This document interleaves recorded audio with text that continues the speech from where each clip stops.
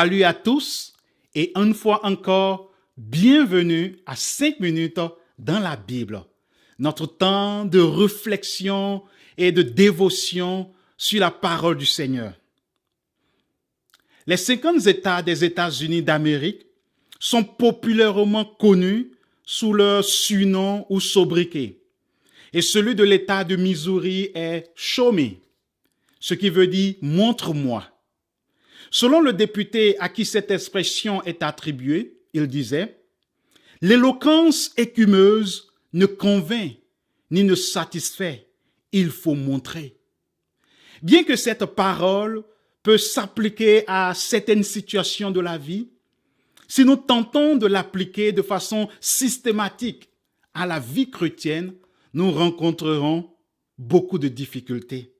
Car il est écrit dans les Écritures, dans la seconde lettre de Paul aux Corinthiens, en son chapitre 5, verset 7, « Car nous marchons par la foi et non par la vue. » Et alors, qu'est-ce que marcher par la foi veut dire? Et concrètement, comment cela se fait?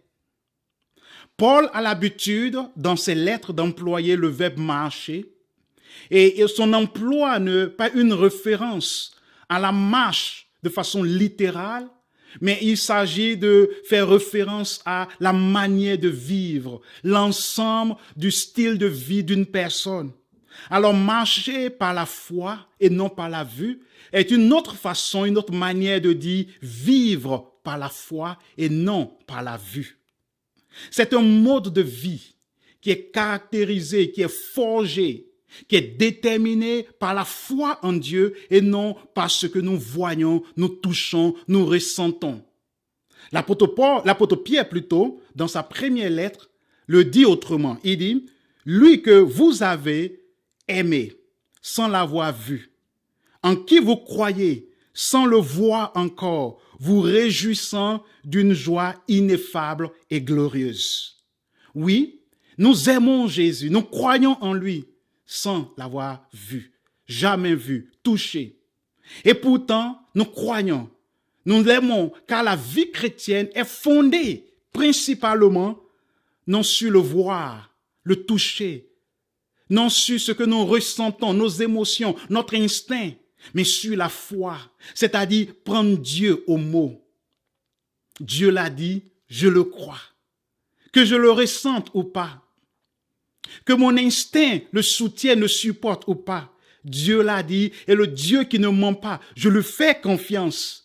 Et cette confiance façonne, détermine, contrôle mes décisions, mes choix. Et c'est cela, vivre par la foi. C'est lorsque, malgré nos sentiments, ce que nous voyons, nos émotions, notre instinct, nous prenons Dieu au mot et nous laissons cette confiance au Dieu fidèle façonner notre vie. Nos impressions, nos sentiments, nos instincts peuvent nous conduire, nous induire en erreur. Mais la foi, la confiance en Dieu ne déçoit jamais.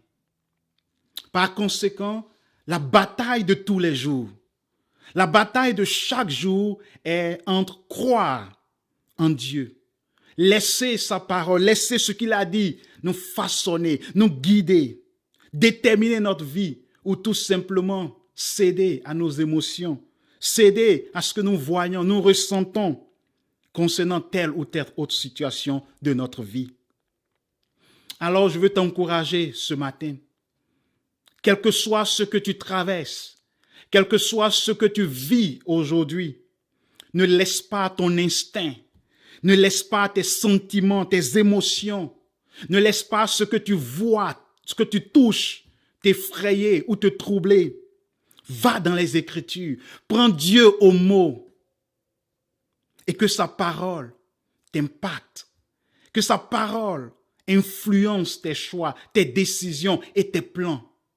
Et c'est cela, vivre par la foi, la confiance au Dieu qui ne ment pas, en le prenant au mot et en ne laissant pas ce que nous voyons, ce que nous touchons, ce que nous ressentons, nos impressions, nos instincts, diriger et décider pour nous.